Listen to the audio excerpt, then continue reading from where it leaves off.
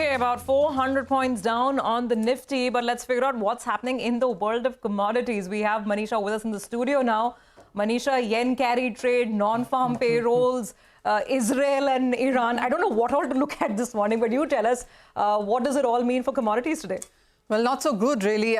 You could have seen a lot of safe haven premium come in for many of these commodities, but even that is not coming. Remember, the dollar index is now trading at a 5-month lows. We've broken below 103, and many of these are dollar-denominated commodities. But even with that, there's not so much of a support. That is the kind of risk aversion that we are seeing in the global markets. I'll start with the crude oil prices, though, and many of these industrial commodities actually ended July deeply in red, and August hasn't started so well for them in any case. The WTI crude prices are trading at an 8-week lows. You have Brent at a 29-week lows, and the crude products like heating oil is trading at an 8-week lows as well, and that's pretty much the case with other crude products also. Well, you have been looking at weak manufacturing data that has come in from US, from China, and from Europe as well.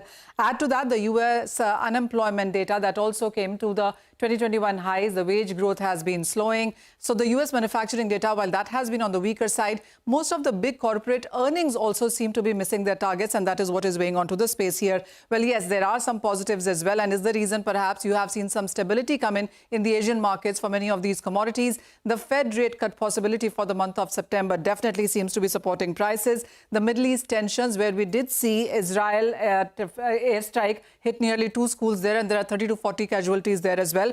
And then Iran warring retaliation is another thing. So the markets are getting bothered about regional war picking up in Middle East, and that should be adding some premium to prices, but we haven't seen that happen. OPEC and allies meeting also came and went, and they've stayed on course with voluntary output cuts from the month of October, so no changes there as well. But I do want to take you to the price movement that we have seen in case of crude oil prices in this current year. So we started this year on a weaker note in any case, at 70 for WTI and Brent at 75. And as you can notice that the difference between WTI and Brent has been holding at around $5. That's exactly what we saw when we saw the prices run up as well in the month of April. So the first quarter for the crude oil prices was very bullish. So was the case in the month of April as well. And 86 and 91 also is a $5 range there. That's exactly what we saw when the prices went for a huge profit taking by the month of June. And then we saw some gains come in for July. It was still in 80s that we were trading, but the narrower range is now in play here, where you can see just about $3 of a difference between WTI and Brent there. And we have seen from those 80s to 70s right now. So from the highs that we saw in the month of July itself, we are down by almost $10, as you can see in both of these prices. And August is just about begun here. So in last 15-20 days is the kind of decline that we have seen come in for both of these crude prices. Also, when you look at on a week-on-week and a month-on-month basis, we are down by 3% on week and 10.5% down in last 1 month itself for the crude oil prices. Much has been factored in right now, but what the street will watch out for today in the trade is, one, you have the US services PMI numbers coming in, and second, most importantly, you have San Francisco Fed President's speech as well. That would give you further guidance on what the interest rate cut could look like. As of now, 100% probability of a 25 basis points and 63% probability of a 50 basis point rate cut. I mean, things really keep getting interesting from here. Okay, all right. Manisha, thank you very much for that.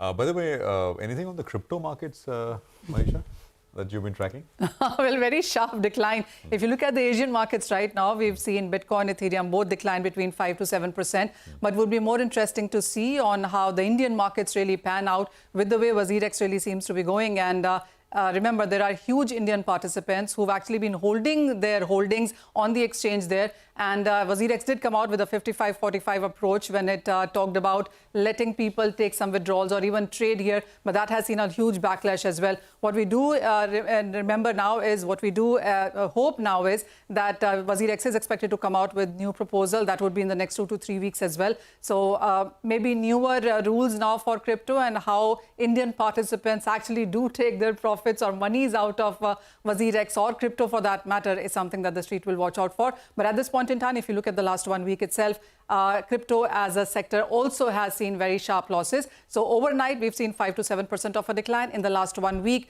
we are down by anywhere between 15 to 20% for many of these cryptocurrencies and altcoins. All right, Manisha, thanks very much for that. So more on that as we go along, but that's a quick roundup of what's happening across commodities as a asset class.